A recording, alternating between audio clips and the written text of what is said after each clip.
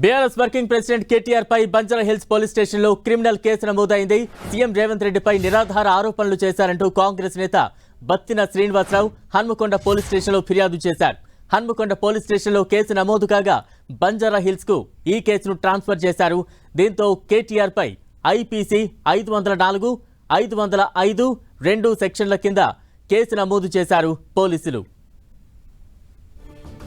కేటీఆర్ పై కేసుకు సంబంధించి తాజా అప్డేట్స్ అందించేందుకు మా ప్రతినిధి సునీల్ సిద్ధంగా ఉన్నారు. సునీల్, బీఆర్ఎస్ వర్కింగ్ ప్రెసిడెంట్ కేటీఆర్ పై బంజారా హిల్స్ పోలీస్ స్టేషన్ లో క్రిమినల్ కేసుని నమోదు చేయడం జరిగింది. మొదటగా ఈ కేటీఆర్ పై హన్మకొండలో 0 ఎఫ్ఐఆర్ నమోదు చేసిన నేపథ్యంలో ఆ కేసుని హన్మకొండ నుంచి ఇక్కడికి అంటే బంజారా హిల్స్ పోలీస్ స్టేషన్ కి రిఫర్ చేయడం జరిగింది. ఈ నేపథ్యంలో బంజారా హిల్స్ పోలీస్ స్టేషన్ లో క్రిమినల్ కేసులు సెక్షన్ 405, 504 తో పాటు 505 కింద పోలీసులు కేసు నమోదు చేయడం జరిగింది. ప్రధానంగా సీఎం రేవంత్ రెడ్డిపై 2500 కోట్లు వసూలు చేసి ఈ కాంగ్రెస్ పెద్దలకు పంపాడంటూ కూడా కేటీఆర్ ఇటీవల చేసినటువంటి వ్యాఖ్యల మీద చర్యలు తీసుకోవాలంటూ కూడా కాంగ్రెస్ నేత బత్తిని శ్రీనివాస్ పోలీసులకు ఫిర్యాదు చేశారు. ఈ ఫిర్యాదు పై హన్మకొండ పోలీసులు 0 ఎఫ్ఐఆర్ నమోదు చేసి ఆ ఎఫ్ఐఆర్ ని ప్రస్తుతం అయితే బంజారా హిల్స్ పోలీస్ స్టేషన్ కి ట్రాన్స్ఫర్ చేయడం ఉంది.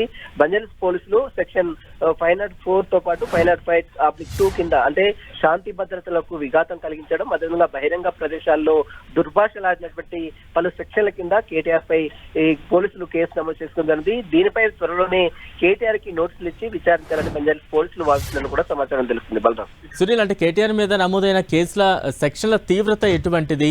మరోవైపు దీనికి సంబంధించి ఎటువంటి విచారణ స్టార్ట్ కానుంది?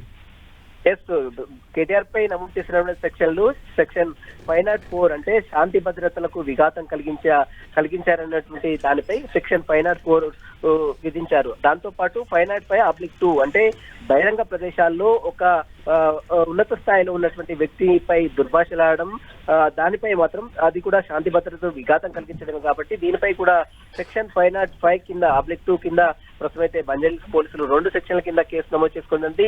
ఈ 2 సెక్షన్లకు సంబంధించి దానిపై కూడా త్వరలోనే కేటీఆర్ కి నోటీసులు ఇచ్చి విచారించాలని బంజారా హిల్స్ పోలీసులు భావిస్తున్నారు. బలరాం, అంటే ఈ తాజా కేసులకు సంబంధించి కేటీఆర్ కావచ్చు, లేదంటే బీఆర్ఎస్ కి చెందిన నాయకులు కావచ్చు, ఎవరైనా రియాక్ట్ అవుతూ ఉన్నారా? ప్రస్తుతం అయితే దీనిపై ఎవరు ఇప్పటివరకు అయితే స్పందించలేదు.